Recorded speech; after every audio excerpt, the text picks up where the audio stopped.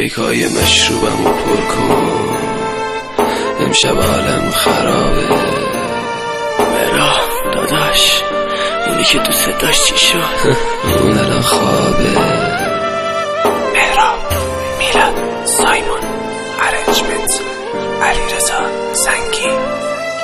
امشب بگیرم از دلت، بدجور خستم. تو کاری کردی الکلم شد 80%. امشب صورت من سرخه، سیلی بزن محکم. هنوزم از این همه بد بیاری شکم. بچه بودم بابام میگفت مستی و راستی، ما راست رفتیم تو راه کجا خواستیم. شب هواییم به آدم هوای دل تو، پیک اول سلامتی خودتو.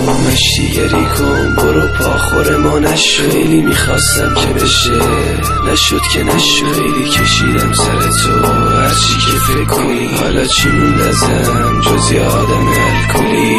پیک دوم سلامتی حرفای دلم. نپرس چی شده بگم گریت میگیره. امشب بالا میارم من همه خاطراتو. یا مهراب امشب پای این میز میمیره. دستات خونی حسم و کشی تو قاتلی. دیگه تو شناسنامه قلبم تو باطلی. عجب هوای دلیه امشب من رفیق این میزم. امشب پیکای درد و دلم و سنگین میریزم. امشب زخمایی که جا گذاشتی سرباز کرده. دلت با 10 تا پسر شبیه من